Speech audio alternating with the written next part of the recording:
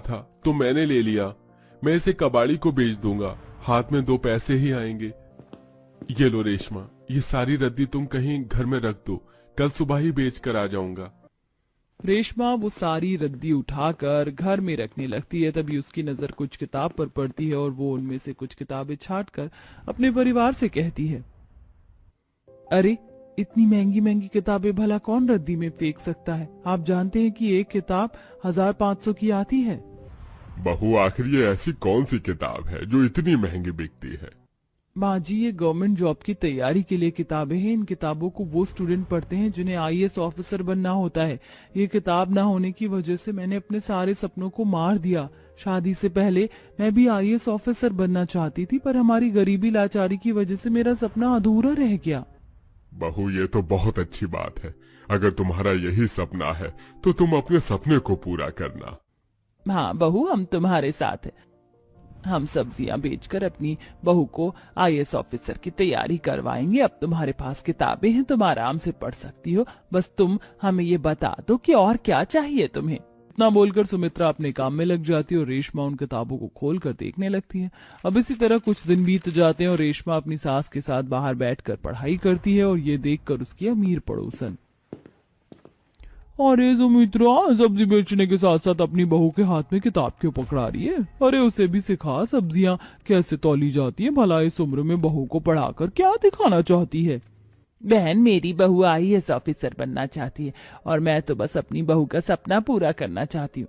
और जब मैं हूँ सब्जी बेचने के लिए तो मेरी बहू को क्या जरूरत है सब्जी तौलने की?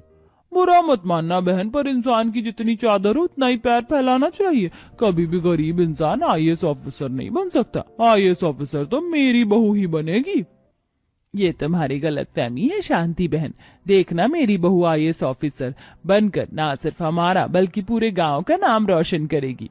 सुमित्रा की ये बातें सुनकर शांति को बहुत गुस्सा आता है और वो घर में जाती है और अपनी बहू को आराम से टीवी देखता देख उसका गुस्सा बढ़ जाता है और वो टीवी बंद कर देती है और अपनी बहू के हाथों में किताब थमाकर उससे कहती है, देख रही है बहू, ये मोटी मोटी महंगी महंगी किताबें।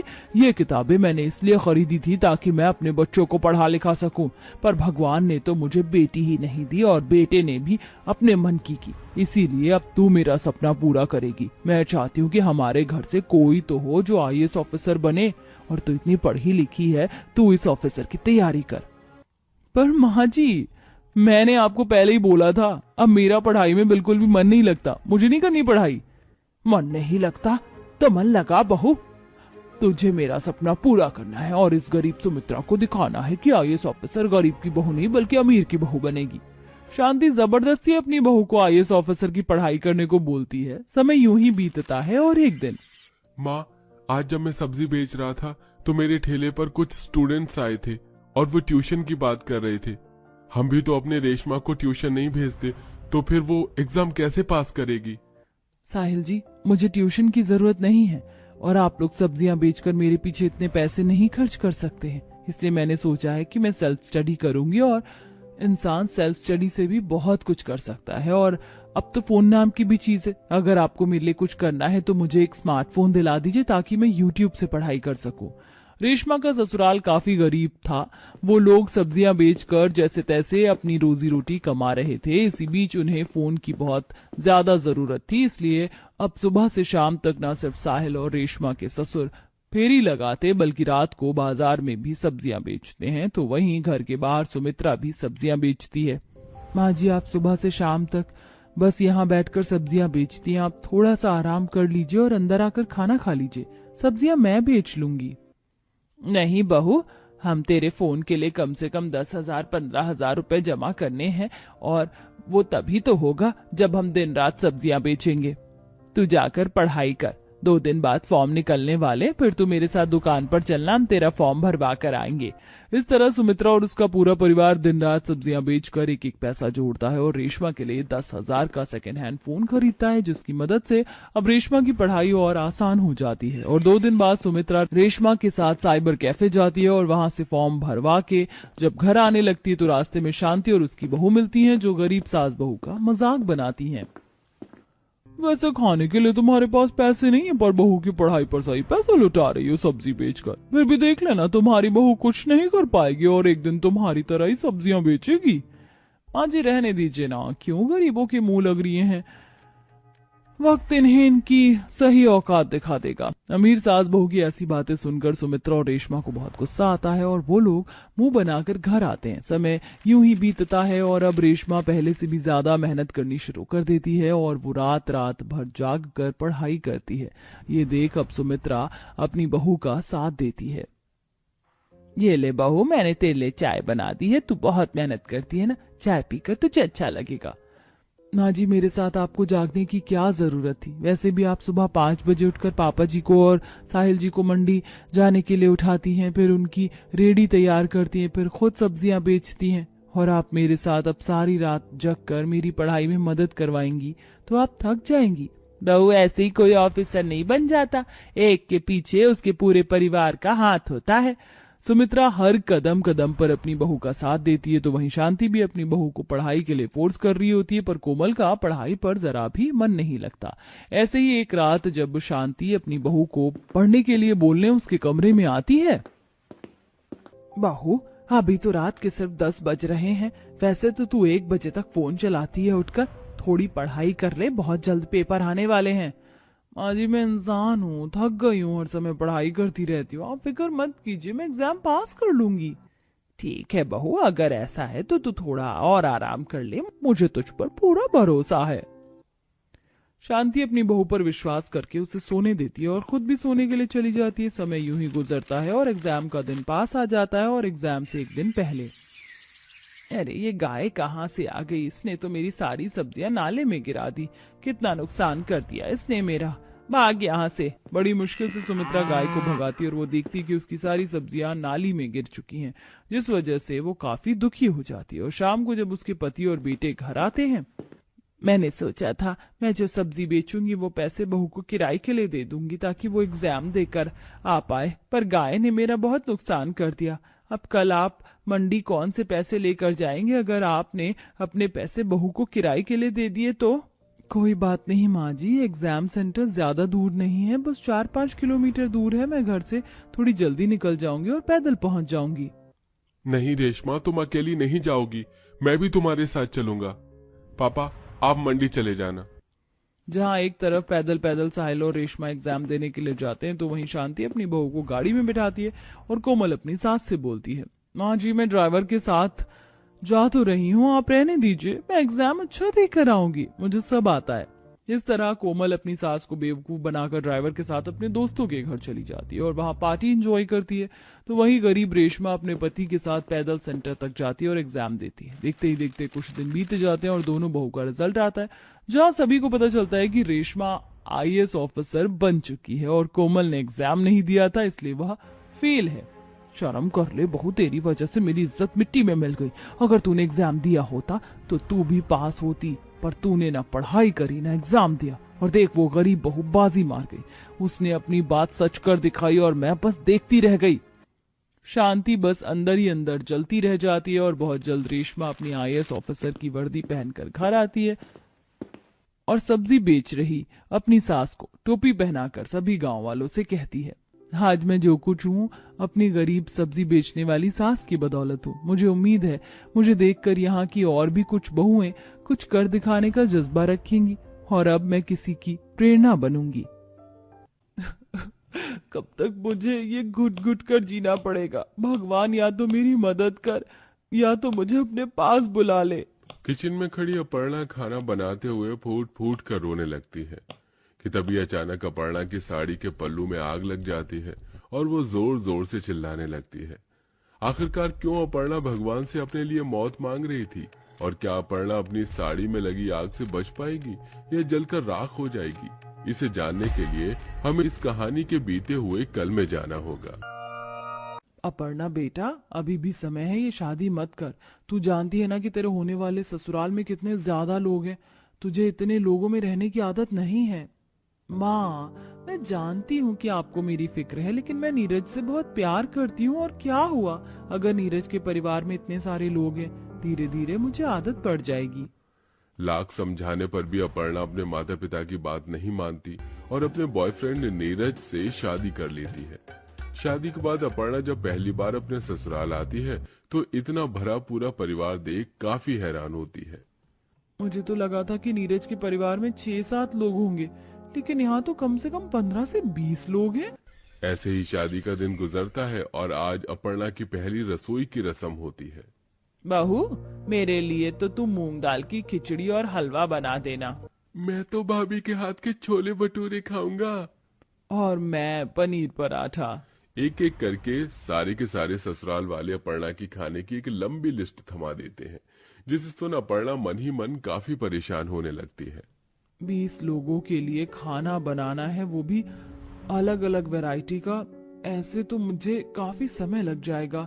खाना बनाने में एक काम करती हूँ, भाभी से जाकर थोड़ी मदद मांग लेती हूँ। अपनी पहली रसोई में मदद करवाने के लिए अपर्णा अपनी जेठानियों के पास जाती है। भाभी, सबने इतना कुछ बनाने के लिए कह दिया कि मुझसे अकेले नहीं बनेगा। क्या आप लोग मेरी थोड़ी मदद कर देंगे? हाँ पढ़ना, हम तुम्हारी मदद तो कर देते, लेकिन शादी की वजह से हमने ऑफिस से काफी ज्यादा ऑफ ले लिया है और अब हमें अपना काम करना है। हमारा बहुत सारा काम पेंडिंग रह गया है। बेचारी अपर्णा उदास होकर किचन में आती है और अब अकेले ही 20 लोगों के लिए अलग अलग वैरायटी के पकवान बनाने लगती है। 2 घंटे से किचन में हूँ, लेकिन अभी तक आधा खाना भी नहीं बना है। ऐसे तो मुझे 4 घंटे लग जाएंगे खाना बनाते बनाते। अपर्णा जैसे तैसे करके जल्दी जल्दी हाथ पैर चलाती है और पहली रसोई का सारा खाना तैयार कर देती है। अपर्णा के हाथ का खाना उसके सभी ससुराल वालों को काफी पसंद आता है। अपर्णा बहू, नीरज तो बिल्कुल सही कहता था कि तू बहुत अच्छा खाना बनाती है। सच में मजा आ गया तेरे हाथों का खाना खाकर। और मैं तो कह रही हूँ कि अब से खाना बनाने की जिम्मेदारी अपर्णा बहू को ही दे दो। अपने ससुराल वालों को अपने खाने की और तारीफ करता देख अपर्णा काफी खुश होती है और ऐसे ही शादी का दिन गुजर जाता है। सारा काम खत्म कर अपर्णा सोने चली जाती है। अभी सुबह के 4 बज रहे होते हैं कि तभी अचानक अपर्णा के रूम में दरवाजे पर खटखट होती है। अपर्णा जैसे ही कमरे का दरवाजा खोलती है तो उसके सामने उसकी जेठानी और नंद खड़ी होती हैं। रिया भाभी, आप दोनों इस वक्त, अभी तो सुबह के 4 बज रहे हैं। भाभी, हम वही तो आपको बता रहे हैं कि सुबह के 4 बज गए और आप अभी तक सो रही है। आपने अभी तक खाने की तैयारी नहीं की, सब लोग उठने ही वाले हैं। लेकिन सुबह 4 बजे खाना कौन खाता है? तुम्हें पता नहीं कि घर में सभी जॉब वाले हैं, किसी को जॉब पर जाना होता है तो किसी को कोचिंग सेंटर। अब हम सब तो सुबह काम की तैयारी के साथ साथ खाना तो नहीं बना सकते ना, इसलिए जाओ और जल्दी से खाने की तैयारी करो। अपनी नंद जेठानी की बात को सुनकर अपर्णा जल्दी से किचन में सबके लिए चाय, नाश्ता और टिफिन तैयार करने लगती है। अरे भाभी, मेरा नाश्ता तैयार हुआ कि नहीं? मुझे क्रिकेट प्रैक्टिस के लिए लेट हो रहा है। अपर्णा, मेरी चाय कहाँ है? जल्दी लाओ। भैया, आपकी चाय और सोहम तुम्हारा नाश्ता। अपर्णा बहू, कब से कह रही हूँ कि मेरा दलिया लिया, मुझे दवाई खानी है। समय पर दवाई नहीं खाऊंगी तो सारा शरीर दुखने लगेगा। मेरा भी नाश्ता अभी तक नहीं आया, मुझे खेतों पर भी जाना है। अपर्णा भागती हुई किचन में जाती है और चाय बनाने लगती है कि तभी अचानक जल्दबाजी के चक्कर में अपर्णा की उंगली गर्म गर्म तवे से जल जाती है। मेरी उंगली कितना जल रही है। अभी तो इस पर दवाई लगाने का भी टाइम नहीं है। पहले सभी को नाश्ता और उनका लंच दे देती हूँ। अपर्णा घर की बहू बनकर आई थी, लेकिन 20 लोगों के ससुराल में 2 दिन के अंदर ही घर की बहू रानी नौकरानी बन चुकी थी। चलो, सब लोग चले गए, अब मैं आराम कर लेती हूँ। अपर्णा जैसे ही आराम करने के लिए अपने कमरे में जाने लगती है कि तभी अपर्णा के सास ससुर खेत से आ जाते हैं। अपर्णा बहू, बहुत जोरों की भूख लग रही है, जल्दी से खाना लगा दे। लेकिन माँ जी, मुझे लगा कि आप लोग अब शाम को ही आएंगे, इसलिए मैंने खाना नहीं बनाया। हमारे पास 1 घंटा है, तू जाकर जल्दी से कुछ बना कर लिया। सास ससुर को खाना देकर अपर्णा थोड़ी देर बैठती है कि तभी अपर्णा की नंद और देवर अपने अपने क्लास से आ जाते हैं। भाभी, बहुत जोरों की भूख लग रही है, मेरे लिए चीज सैंडविच और व्हाइट सॉस पास्ता बना देना। सुबह 4 बजे की उठी अपर्णा रात के 1 बजे तक भी चैन से 2 मिनट बैठ नहीं पाती और मुश्किल से 2-3 घंटे की नींद लेकर अपर्णा फिर से सुबह 4 बजे उठ जाती है। सारा शरीर दर्द कर रहा है, आंखों में नींद भी भरी हुई है। बनाने वाली एक बहू और खाने वाले 20 लोग।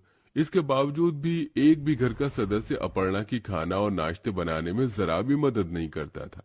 खाना बनाने के साथ साथ घर के काम की जिम्मेदारी भी अपर्णा पर आ चुकी थी। रिया, मेरी तबीयत मुझे कुछ ठीक नहीं लग रही है। क्या आज रात तुम खाना बनाने में मेरी थोड़ी मदद कर दोगी? मैंने सब्जी बना दी है, सिर्फ रोटियां ही बनानी है।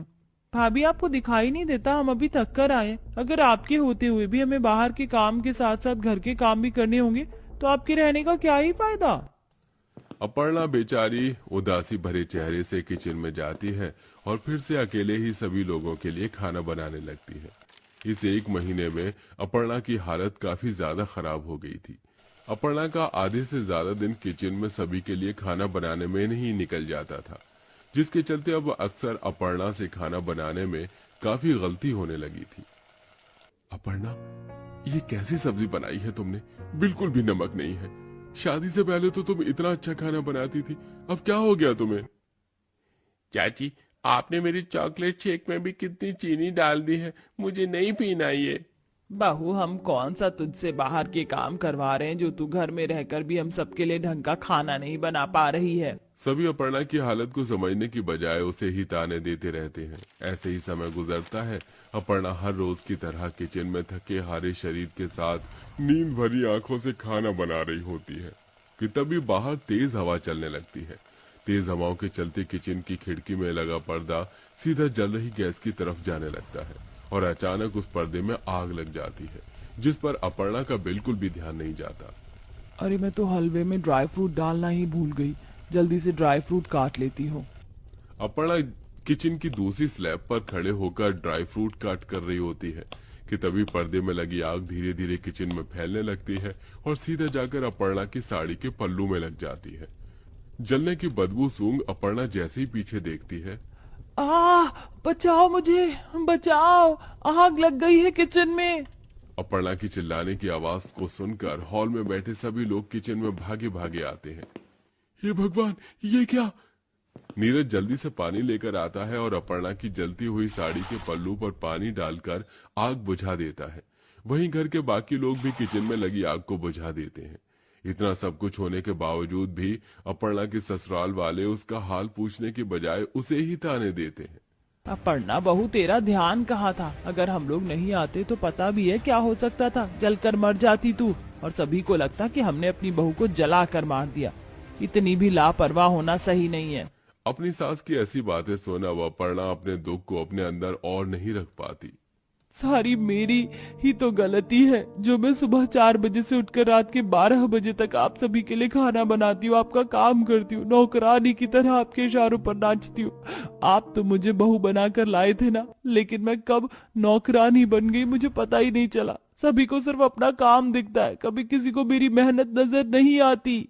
क्या हुआ अगर मैं बाहर जॉब नहीं करती? घर में जितना काम आप मुझसे करवा रहे ना, उतना तो आप लोगों ने अपनी जिंदगी भर में नहीं किया होगा। किसी से नहीं होता कि आकर मेरी थोड़ी सी मदद कर दे। सभी को बस अपना काम दिखाई देता है। हाँ, जो मेरे साथ हादसा हुआ ना, उसके जिम्मेदार भी आप लोग हैं। और देखना, एक दिन ऐसे ही किसी हादसे में जलकर मर जाऊंगी, सिर्फ आप लोगों की वजह से।